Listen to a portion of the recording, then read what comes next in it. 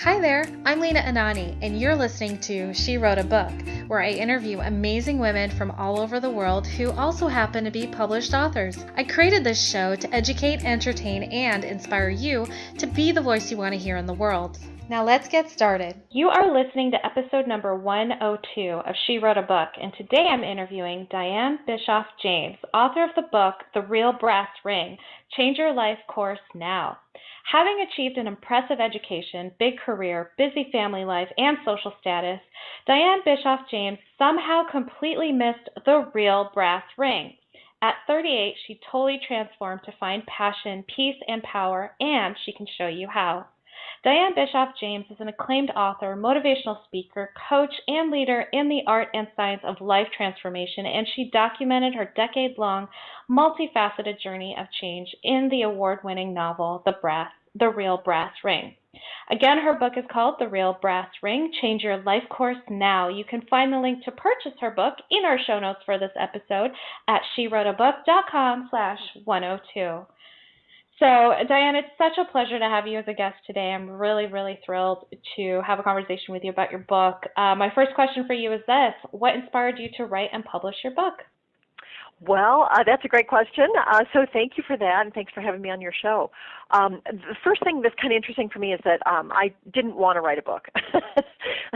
I was one of those people who fought it kicking and screaming, but inside I have had this feeling like I was compelled to put down these stories and to write everything that I've learned about transformation, about change, and to really help and guide others change their life.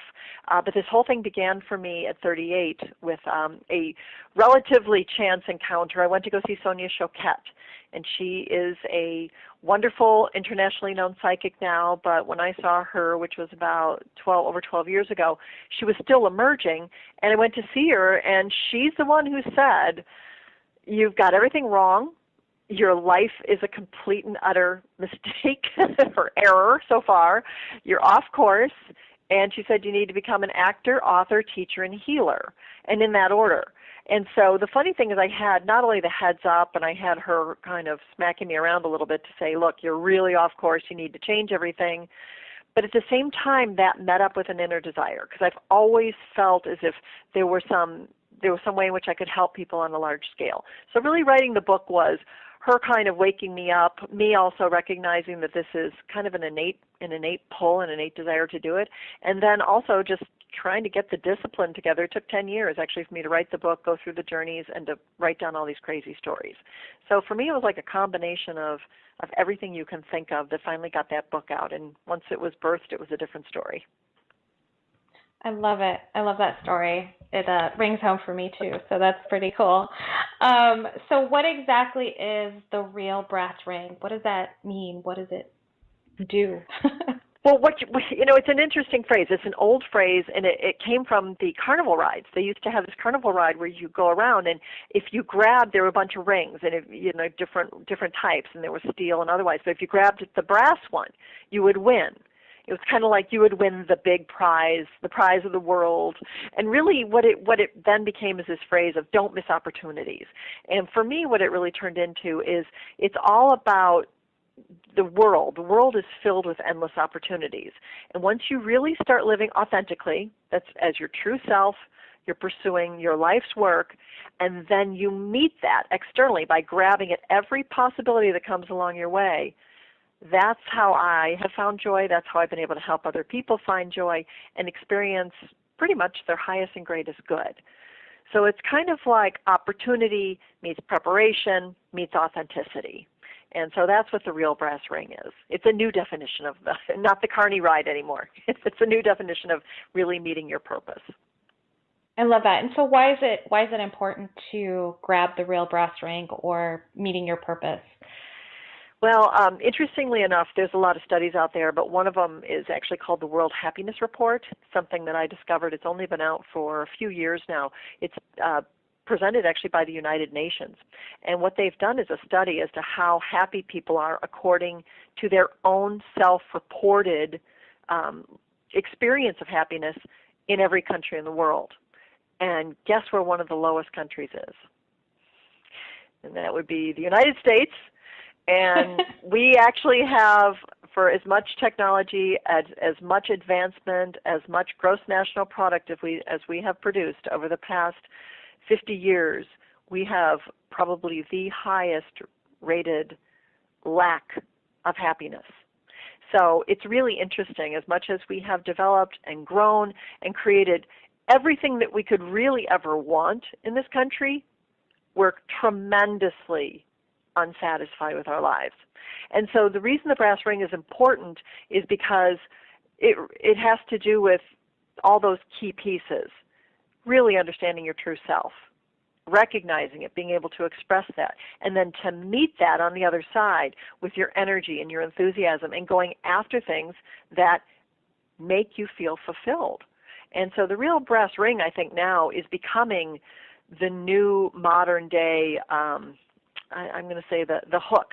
It's the one thing where it doesn't just start when you're 40 and you're having like a midlife crisis. I think it's coming up much, much earlier, because I have people come in my sessions now in workshops. I offer life reboot workshops. And I've had someone who is 15 years old sitting right next to somebody who is 72 years old, and they were both looking for the real brass ring. So, it's no longer age dependent. It really is about living your fullest and living your highest and greatest good. And I think it's becoming something that is becoming an important part of our lives rather than something that we put on the back burner. I agree. And I've noticed that millennials seem to be the ones who are driving this like belief that we need to live a life that we enjoy. Have you noticed that connection? Yeah, it's beautiful actually, because the 40-somethings and 50-somethings are the ones who are still under the old adages of, and we learned this, this is what we learned, speak when you're spoken to, do what you're told, follow the rules, go up that corporate ladder, make sure you get big jobs, big careers, and do everything that it was prescribed for us. And it was kind of do it or else. And the good news is, and the beauty is, that I do believe now we've gotten like a couple of generations are emerging now where the experience that we've had as their parents, we've said, wow, that was a colossal failure, not in financial failure, not in necessarily material acquisition failure, but it was a failure as far as really seeding at the cellular level, seeding your joy. And so I think because so many of us have had this, where we have this horrible wake up and realize you're in midlife and you hate everything, we've actually said to our kids, look, you know what, that isn't working. That doesn't work at all. You can actually have your passion, you can have your joy, and you can have the reward from that, whether it be in financial success, love, acclaim, whatever it is that you want, but you really need to get down to the roots. And so the nice thing is that the millennials, I think, are the first generation to actually break through the old rules, and they're saying, no, you know what, I don't want to do that anymore. I don't want to live like that. I would rather have the smaller nut, let's say, of all the things that you want to have in your life. I'd rather have it small, happy, and fulfilling rather than big and overwhelming and be this burden and be a crisis to me. And so I love the fact, and I have two kids that are of the millennials, and they are really emerging to be, I think, different people. They're really seeking right now. And I think they're going to be more joyful. I think in the long run, once we figure out how to put these formulas together for everybody and help kids grow in that, I really think everyone's going to be happier. And that's where I want to live. That's the world I want to live in. I want to live in a world where everybody says, oh my gosh, I love my day, I love my job, I love my family, and everything I do just makes me enormously happy. I mean, wouldn't that be such an amazing place to be? And so I'm hoping that that's the world that we're going to shift into. That's beautiful. Is that what you talk about in the shortcuts for happy living? It is. It is. I was able to go through this 10 years of trying to go through change. And I realized the one thing that I could do that would be the most beneficial is to put together the executive summary. I had to go through all this change. It took me 10 years, but it doesn't have to take somebody else so much time. It should be easier for others. So I put together 14 shortcuts for happy living, and those shortcuts are the snippets. It's what you need to know. It's not only changed my life, but it's changed the life of everyone I work with privately for private clients. It's also changed the life of my family, friends, everybody else when you focus on these shortcuts. And as an executive summary, let me just give you one quick sample. One of the basics of this is that we realize that we're manifesting our own reality. And so one of the fundamental key shortcuts is, what you think about, you bring about. Period, end of story. So anything you pay attention to, anything you focus on, anything you speak about, especially things that you focus on repetitively, they're coming your way, no matter what it is. So you really need to make that good. Now, some people will say, oh, well, this is a tough place to live and everything's difficult. Yeah, therefore your experience of it is difficult. If you really think, wow, you know what, this is what I've had so far. Maybe it isn't exactly right, but I really enjoy X, Y, and Z. And the future is bringing me so much more of everything that I want in experiences, in money, in just fun, in travel. Then that's exactly what you're going to get as well. So whatever you think about, pay attention to, focus on, and most importantly, write down, that's what you're going to get. So the important thing about writing down, just a little note and a little tip for everybody, the first experience in the material world is not our words, it's not our thoughts, it's actually what we can physically see. And it's our job here to play and manifest in this material world. So writing it down is critical. And it doesn't have to be pen to paper. It could be typed up and then printed out, but it has to actually be physical in the real world. And that's one thing that's a little tip. So one of the training tips that I use with some of my coaching clients is we get really specific, really clear and really specific on what it is that you want to bring into yourself. You write it down, every quality, every deal breaker, anything that would be like, no, I absolutely and completely do not want to work in the suburbs. Period, end of story. I've got to be in the city. In fact, my daughter just got a new job, and she wrote every single solitary thing down. We worked on it together. It was just kind of fun. And she said, I want to be downtown. I want to have a job that's, in one of those beautiful high-rises. She wrote down everything that was important to her. And right now, lo and behold, she's literally working on Michigan Avenue. She's, right across from the river. She has a bus ride that's only, a couple minutes from her apartment. She goes right up and down Michigan Ave. She plays in the city. She has a brand new job, and she just graduated from college. And so it's really important to understand that everything that you are putting down, all that clarity, the universe can't give you stuff. It can't give you qualities. It can only give you very specific things that you've asked for. So if you write down what you want, it's the universe's job to give that to you and to match you of equal or greater value. So those are some of the things that we play with when I talk it like it's like a chemistry lab.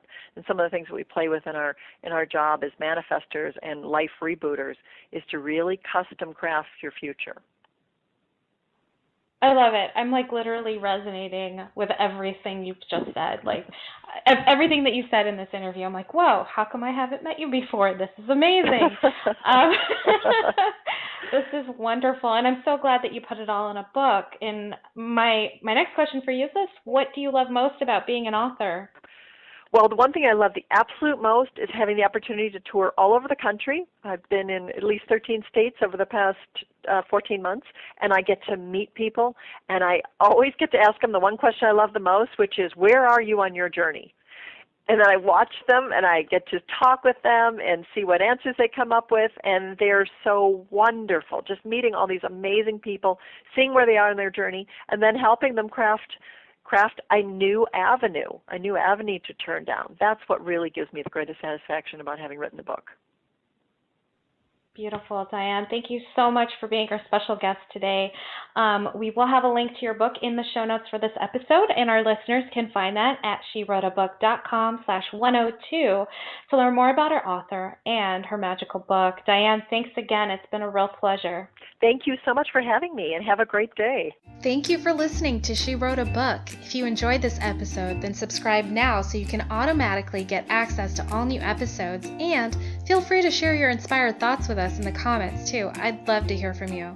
Until then, may you always feel good and make magic.